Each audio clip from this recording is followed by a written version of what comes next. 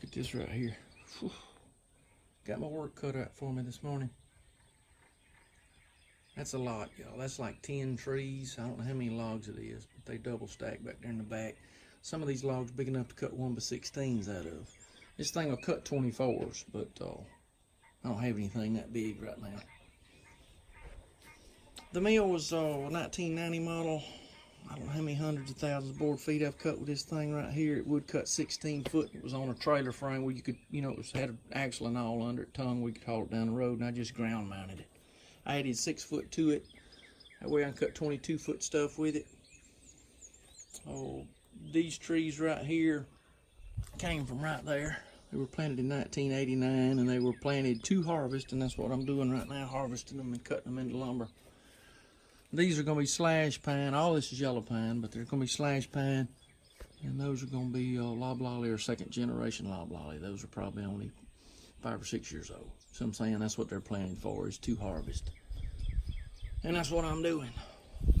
Anyway, what I'll do is 1x10s, 8s, and 12s. I'll inside wall covering or either exterior siding for these cabins that I build.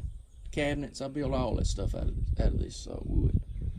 But I want to say 75% of what I cut is going to be yellow pine. I'll still cut oak and poplar and stuff like that when I get it. I just don't have it planted. You know what I'm saying? It's not as available as this is.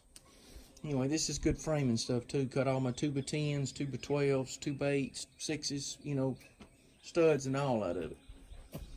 But anyway, the mill is 18 horse rigs.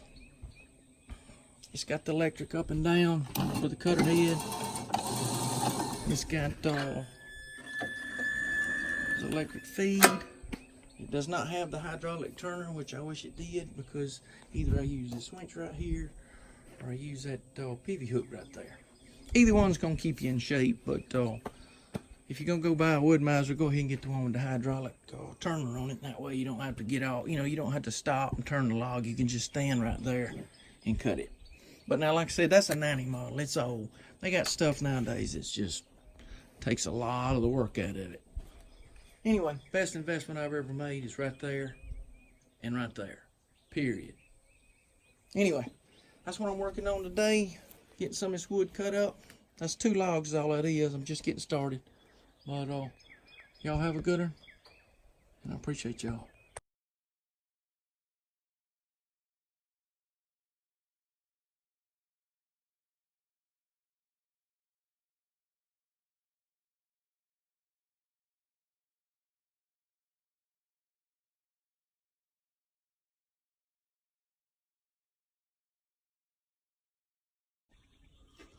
Had some folks asking about live edge and what it was and everything, and what it is I took this whole log and I just cut it into 2-inch slabs.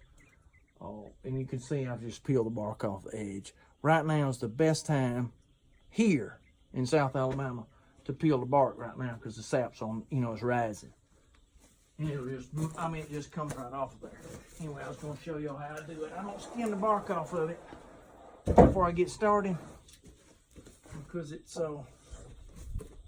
going to make that log so slick, you ain't going to hardly be able to hold it. You won't be able to dog it down. But you see, look at that. I mean, it just comes right off. Ain't no problem. Anyway, I cut 16 logs yesterday before the storm and got them, you know, got them on the ramp right here. And look at this right here. I don't know if y'all can see that right there. That's 1x12s, 10s, and 8s. Now, a lot of that's from the other day that I cut. But anyway, I cut a lot this morning, and I'm working on this now. I'm gonna, those last 2 logs right there, I'm gonna go ahead and cut them into live edge too. You know, because it's gonna take a pretty good while for this stuff right here to dry.